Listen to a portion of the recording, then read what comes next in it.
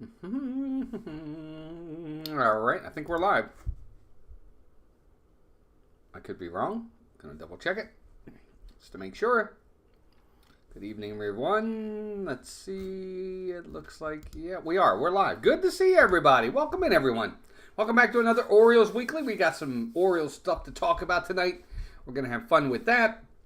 Obviously, there's been some breaking news from the Orioles over the last few hours that we're going to discuss first. And then after that, we'll talk about some other things we've been wanting to talk about for a while now and go over all of that as well. But we're glad to have everybody in here. Thank you all. If you are joining for the first time, we're glad to have you here. Glad to have you in. If you're watching the replay, be sure to hit the like button. Thank you for watching the replay as well.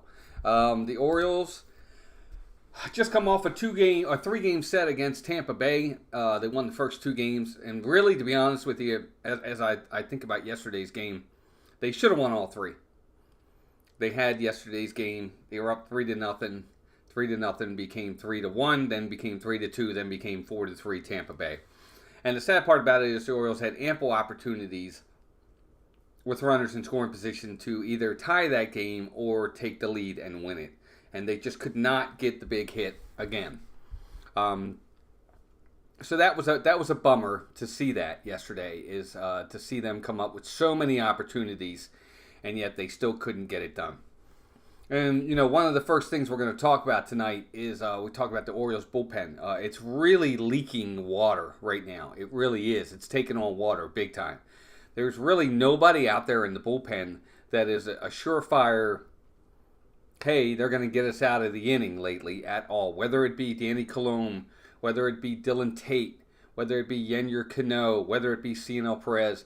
The bullpen as a whole is really, really taking on water, is how the analogy I'm going to use. They're really struggling. And it seems like lately, any kind of close lead is in jeopardy. Now, you know, you're up 9-1. You know, we had some games where they were up 9-1. 9-1 became 9-3, became 9-4, became 9-5. And you're like, here we go. And that's an issue. You can't have that. You've got to have these guys have lockdown innings more often than not. And that's been a major issue for the Orioles in reference to the bullpen and holding leads. And I'm sure everybody's probably saying, look, they're still on a 100-win pace. They're doing great, such and such, blah, blah, blah. And that's all fine and dandy. But when playoff time comes around and you've got those close games and you got these guys that are struggling or being inconsistent, you've got to have guys that you know are going to be locked down. And as much as the regular season is extremely important, it is. Obviously, you've got to do something in the regular season to make it to the playoffs. The playoffs are what worry me. Because in the playoffs, you're going to be facing, every single round, you're going to be facing good teams. Because that's why they're there. And if you don't perform, you're going to get bounced. I mean, it happened to the Orioles last year in the playoffs against Texas. They didn't hit throughout the entire series against Texas, and they didn't pitch. And since they did neither one, they got swept. And it was borderline embarrassing. But anyway, it's okay. It's part of the game, but they've got to find, in my humble opinion, the Orioles have to find consistency in the bullpen as much as possible. You know, I'm starting to see outing after outing where they are giving up runs, and it can't be that way. You got to have some games where they just come in and they lock it down, and it's been a struggle for the bullpen for sure. But you never know. Hopefully they'll get better and they'll improve as time goes on, and they'll do something to make this more of a, what's the word I'm thinking of? I'm trying to think of what I want to say. Just a better way for the Orioles to lock down some of these games and to make it almost, like they say, a shorter game. Knock it down to a 6-7 inning game that helps them to put these games away, because they're giving up leads lately a lot, and it's an issue. But we'll see. We'll see what happens. Of course, the Orioles, don't forget tonight, about ready to start a series against Toronto. We'll talk about that a little bit as well. Um, Also, we found out last week that the Orioles put both John Means and Tyler Wells out for the rest of the season. Both of them will be getting surgery done on their elbows. We learned today that for John Means, it's yet another Tommy John surgery for him. So he had his second Tommy John surgery. I think they literally had the surgery today. So really sad news for John Means. And for Tyler Wells, he's out for the rest of the year as well as they do a surgery on his elbow. They didn't say specifically whether or not it was going to be reconstructive Tommy John surgery for Wells, but he is going to have surgery done on the elbow. So bummer there. Both of those guys will be transferred to the 60-day DL, which I guess in some respects is good for the Orioles because they'll be able to free up some 40-man roster spots for what it's worth. And that'll be good. So the sad part about it, I want to kind of touch on, I think Tyler Wells, hopefully his surgery is not Tommy John, and it's just something they go in, they clean some stuff up, and hopefully he takes the rest of the year off. He rehabs, and he's at spring training. But for John Means, it's Tommy John surgery again, so you're looking at least 12 to 14 months. It could be as much as 12 to 18 months before he's back on a mound. And his days as an Oriole, I think, are over. He is a free agent at the end of this season. I do not see the Orioles re-signing him to any sort of contract. First off, they've got some guys in Grayson Rodriguez, Kyle Bradish, Dean Kramer, Cole Irvin, hopefully Tyler Wells. They've got some guys in the minor leagues, Chase McDermott, Cade Povich. They've got other options. Hopefully they re-sign Corbin Burns. We don't know. But I don't see them putting any kind of money into John Means and bringing him back unless it's on a really, really small deal. But even then, he's not probably going to pitch next year. I don't see it happening. He's probably not going to pitch in 2025. And I hate to say it, and I really don't want to say it, but I will. His career may be over. He is 31, I think, or right around there. And he can't stay healthy. He can't. And, you know, these arm injuries on these pitchers is becoming an epidemic around baseball. So many teams, so many players are hurt, lost for the year, on the IL. Just, it's become an epidemic, and it's really sad. Good to have all of you in here. I see there's 3 of you watching. Kind of put this up last minute. We usually do Orioles Weekly on Mondays, but hadn't done one in a while because I had some other things on Mondays coming up, so it made it difficult. But I wanted to talk a little bit about the Orioles tonight. So I think Tyler Wells hopefully will be back at some point next year. Unfortunately, I think John Means is probably done as an Oriole. I think his career as an Oriole is over, which is too bad because he was a really good pitcher when he's healthy. But it's like anything else. The best ability is availability. And, you know, he's on the injured list a lot, especially over the last 3 seasons. And it's going to cost him, I think. It's definitely going to cost him his spot with the Orioles, and it may cost him, unfortunately, his career. You know, I just don't know if there's any team out there that's going to take that chance unless he can come back and prove he's fully healthy. They might take a flyer on him and say, here's a minor league deal, go down there, work your way up, let's see how you do. But he just can't stay healthy, which is too bad. But again, I think pitching has become an epidemic with these injuries. And I think it all boils down to well, how do I word this? How they develop them. How they develop pitchers. I don't think they develop pitchers the way they used to be developed in the old days. Their arms are not developed to be able to take the wear and tear of so many innings all the time. And I think that's part of the problem. They coddle these guys. I hate to use that word, but they do. They really, really, you know, they put on them with kid gloves, and they really, they treat them like fine china, and they don't want to break. Well, toughen them up. You know, teach them to pitch through the stress and through the innings and have a high workload. I mean, how did some of these guys back in the old days pitch 200 innings, 300 innings? Pitching's pitching. You're going to throw hard no matter when you did it. Randy Johnson did it. He threw 100 miles an hour. Nolan Ryan did it. Greg Maddux, Mike Messina, Jim Palmer, Sandy Koufax, Bob Gibson. They all threw tons of innings. But why is it the guys today can't do that? I just think that's an issue. I think it's all in the culture of how they treat pitchers in today's game. And I think that has to change. And I think maybe everything comes full circle at some point. I think that at some point they will do a 180, not a 360, but a 180 and get back to the point where they develop these guys to be able to pitch longer, more innings, more pitches. And they have to find a way to do that. Or the injuries will continue to happen, which is kind of sad. But anyway, that was what we were kind of talking about the Orioles.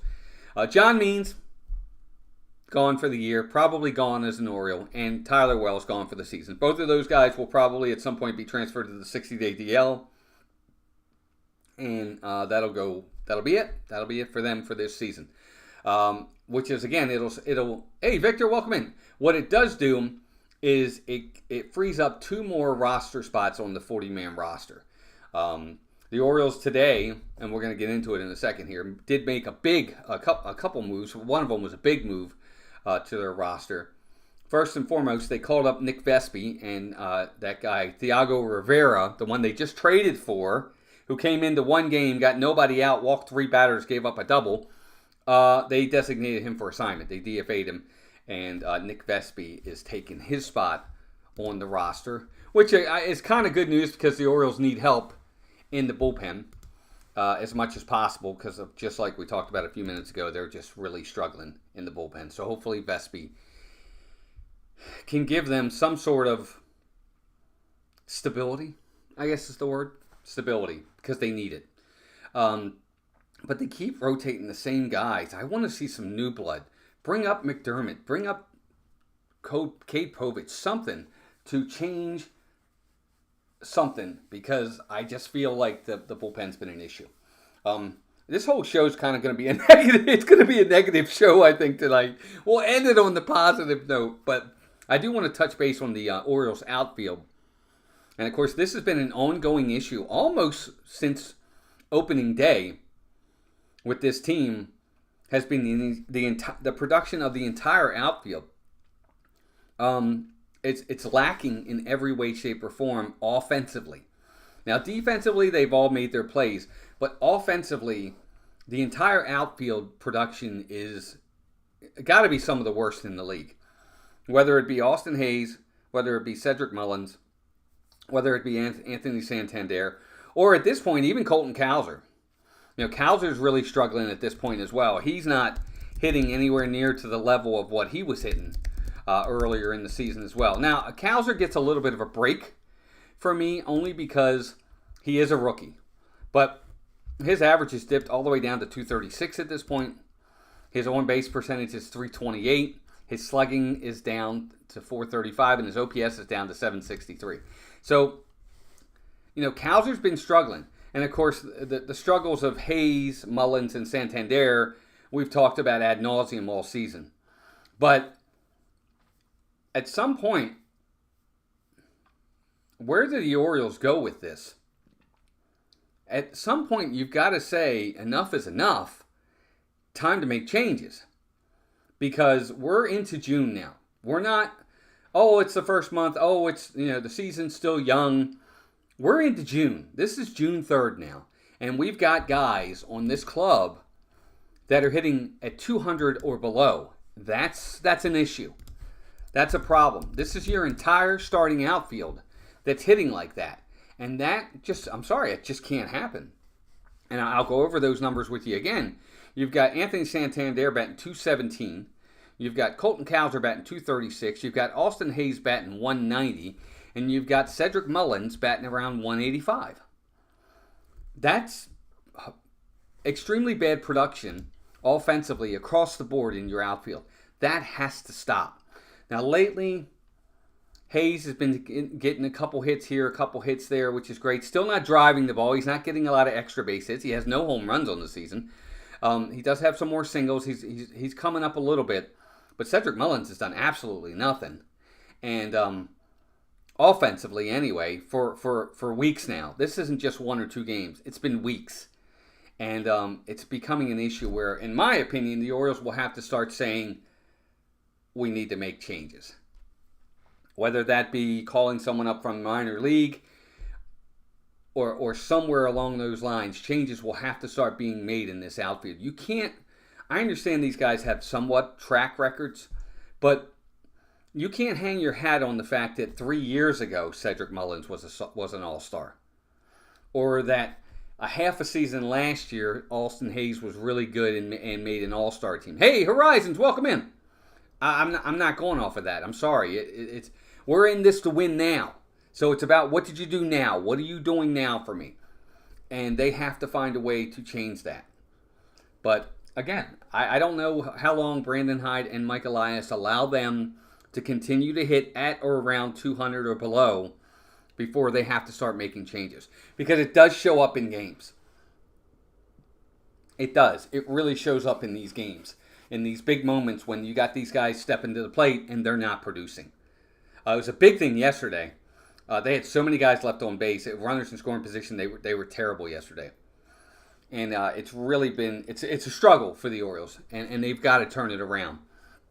Because, again, as the season gets on and they start facing these better teams, or these games become more and more important, it's going to be trouble, a problem. So hopefully they'll figure this out. Look, I want these guys to turn it around. I do. I really want them to turn it around, but I don't know if they will or not. Horizons, I hate to say it, but no. What I would say about the White Sox is this. They'll probably get the number 1 pick in the draft. Just pray they do well with it. You know, a lot of times teams will get the number 1 pick. Look, the Orioles have had it. Not the number 1 pick. Usually they do well with the first pick in the draft. The 3 times they've had the first pick in the draft, they've been very successful. They had Ben McDonald 1 year in 88, 89, and of course he was great with the Orioles. They had Adley Rutschman, who's awesome, and of course they have Jackson Holliday, who looks to be like he's going to be just fine. But with the White Sox, you just got to hope that the White Sox, when they choose first, they take a premier player that's going to be a franchise player, the face of the franchise, and then hopefully they just draft well. That's all I can say, Horizons. You just have to draft well. And then after you draft well, the next big step that might even be more important than drafting well, Horizons, you have to develop well. Because the Orioles had 14 straight losing seasons in the late 90s into the late 90s into the 2000s. And they had high draft picks every year. 5th pick, 3rd pick, 2nd pick. And they drafted players that everybody considered to be good players, but they couldn't develop them. And that was an issue. You have to be able to not just draft well, but develop. Sony 4K, welcome in. That's what I would say, Horizons. They have to take these picks that they get and understand how to use them and where they're most important. And then once they get that player, develop them well and make them a star. And it can be done. I mean, the Orioles have shown it. Tampa Bay shows it all the time. They continue to churn out good players. It's just how you do it. John Messina, welcome in. And that's okay. You know, the Orioles went through a total rebuild. Until 2 years ago, you know, the Orioles had 4 straight seasons where they lost over like 100 games or over 95 to 100 games. They had one season where they went 47 and 115. They had another one where they went 52 and 110. Another one where they went like 61 and 101 losses. So I get it. But Mike Elias came in, Horizons, and he said, total rebuild. It's gonna hurt for a few seasons. That's what he said. It's like, it's gonna hurt for a few seasons. But I promise you, in the end, it'll be worth it. And so far, he's lived up to his promise. We struggled. I mean, we had one season we lost 19 straight games. Even your White Sox haven't done that. We had 19 straight losses. We were bad, real bad. And But they turned it around. And they did it, and they've done what they've had to do. So Horizons, it can happen. You just got to get it right. So anyway, talking about the Orioles outfield, something's got to be done. At some point, these guys have got to turn it around. You cannot continue to just rely. And Ryan O'Hearn, I'm not going to discount him as well. O'Hearn is fine, but he needs to be more consistent as well. He's had plenty of chances in several games lately where he's not stepping up. I don't want to see just home runs. I want to see guys drive the ball, get multiple hits in a game. That's what I want to see. And not just one game where you get 3 hits, and then the next 7 games you don't get any hits. And then you come back and you have another game where you get 2 hits, and then the next 5 games you don't get anything, or you get 1 hit in 5 games. That's not what I want to see. That's not breaking out of it. I want to see 8 out of the last 10 games have been hits or multi-hit games for you. That's the type of thing they need to start seeing out of their outfield. They're not getting any production offensively from the outfield. It's got to change. And hopefully it will. Or it's going to come back to bite them at some point. We'll see. The other thing I did want to talk about, kind of end this on a really good note, because obviously, we always like to do this about a half an hour show. We'll run it around that long. Orioles announced today a couple of moves. They, obviously, like I said earlier, they called up Nick Vespi to go into the bullpen. And finally, after, I think, a long wait, and he probably should have been up sooner, but I'm glad he's up now, Connor Norby is finally going to get his shot in the major leagues. So the Orioles called up Connor Norby for the first time, and he is actually in tonight's lineup. He is in the lineup for tonight. He's batting 9th, and Connor Norby is going to be playing second base because, for one, Jorge Mateo went on the concussion protocol injury list for 7 days. So Norby will be here for at least 7 days because I guess yesterday during the game, Cedric Mullins was in the on-deck circle, swinging the bat, getting his practice swings in, and did like a backswing like that with his bat, and Jorge Mateo was out there and had bent over, and he hit him in the head with the bat. So really scary moment, and so Jorge Mateo is in concussion protocol for the next 7 days. So they had to make a move, and they called up Connor Norby. So hopefully Norby will play well. I really hope he gets a chance to play well. I've had some people say this is the Orioles kind of showcasing him for trades. Maybe it is. I don't know. Maybe it is. Because, I think when people look at it on the surface, they probably say, where does Connor Norby fit on this team? With Gunnar at short, Westberg at third, more than likely Jackson Holliday at second, Ryan Mountcastle or Kobe Mayo at first, and DH between the two of them.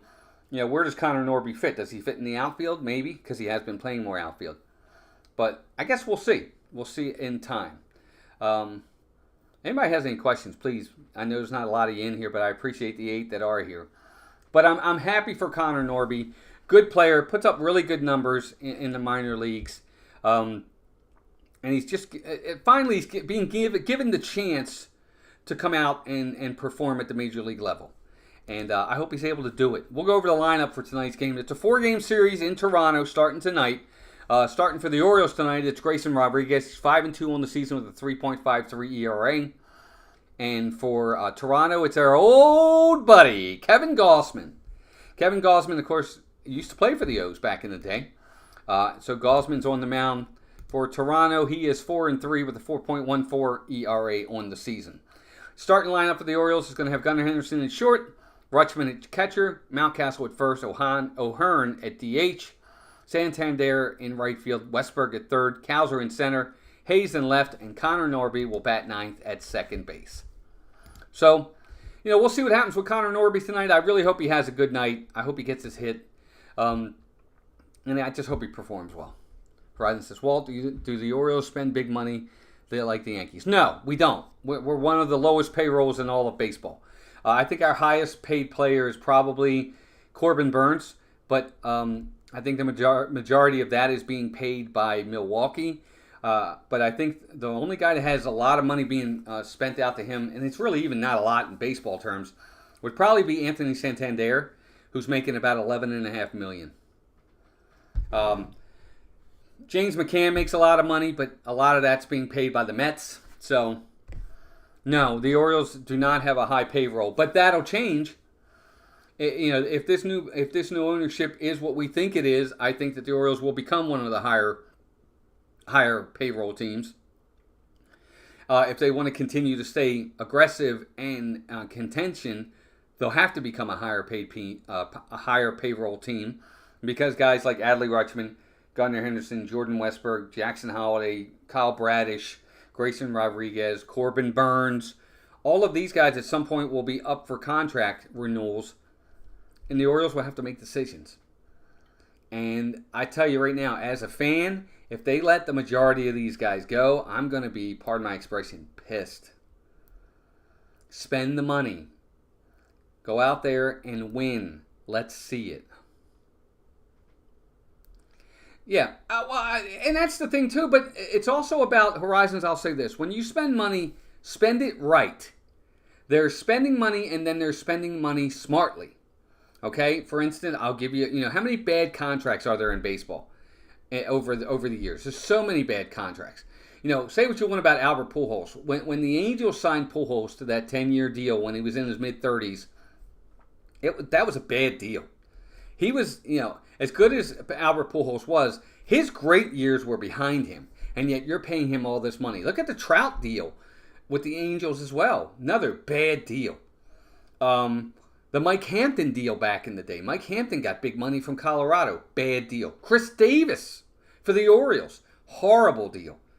There's been a lot of them. You've got to spend your money wisely. That's the key. Sign those contracts, extend those players that are the right players to extend. Look, the Yankees were good for so long in the 90s and early 2000s when they won all those world championships, because they did spend the money smartly. They went out there and they made sure they held on to Derek Jeter, and they held on to Mariano Rivera, and they held on to Andy Pettitte, and they held on to Bernie Williams, Paul O'Neill. They went out and signed those guys to extensions. They let the other ones, the ones they knew needed to go, they let them go. They didn't need them. They understood that, and that's the key. What's up, John? Welcome in, buddy. Good to see you. O's taking this win easy bag, TD. Well, we'll see, Danny. Danny, good to have you in. I don't know. The Orioles have faced Toronto and done really, really well over the last few years. They had a really good year against them last year. They are off to a good start this year. But in Toronto, you just never know. And Toronto is one of those teams that they have so much talent. They can be scary. And sometimes I'm like, at any time this team can just explode and just go off. And you've got guys like Vladimir Guerrero Jr., Bo Bichette, Kevin Gossman. I think Kevin Kiermaier now plays for them, good ball player as well. You've got guys on this team that can play ball and are just underperforming. And if they just do what they normally do, at some point that underperforming is going to change.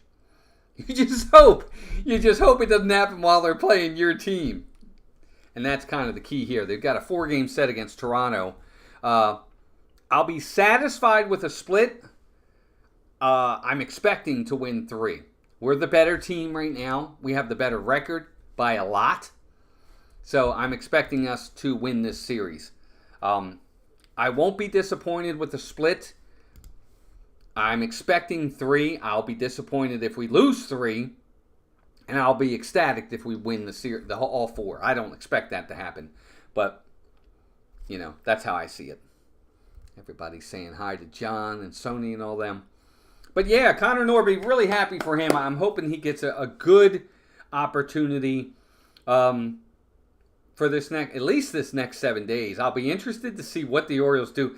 What kind of problem does it create for the Orioles if Norby comes up and he lights it up? Let's say he comes up starting tonight. Let's say he does a Colton Cowser in April where he starts off and he's hitting 350 in this 7 games. And he's just lighting it up. And he's just performing really, really well. Doing great. And then the 7 days comes up, concussion protocol's over. You can reactivate Jorge Mateo. What do the Orioles do? I'll be interested to see. Is he going to be able to make it a difficult decision for the Orioles, Norby? And I think that's what he has to try to do. Try to take the ball and run with it. Yeah, Victor, there will. Yes, absolutely. I mean, the Orioles, look, for the first time in like over 100 series, not games, series now. For the first time in like 2 years, the Orioles got swept by St. Louis just a couple weeks ago, or week before last. Yeah, that'll be a problem if they get swept by a team that's inferior to them. Well inferior. I'm sorry. It is what it is. You know, if you're a really good team, that's like the Phillies going in, and no offense, Horizons, but that's like the Phillies going in, or no offense, Victor, that's like the Phillies going in and playing the Mets and getting swept by the Mets in 4 games. That can't happen. You just can't let that happen. The Phillies are the best team in baseball. They're just a superior team right now. You can't let that happen. You really can't even let 3. You can't lose 3. You know, 2-2, okay, sometimes they get you a couple times, but they can't get you that many. So yes, Victor, that would be a problem.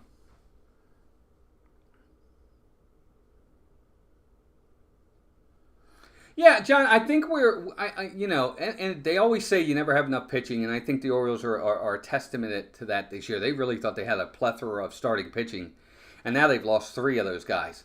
Means and Tyler Wells are gone for the year, and Kramer's on the IL as well. Now they're expecting him back, but you never have enough pitching.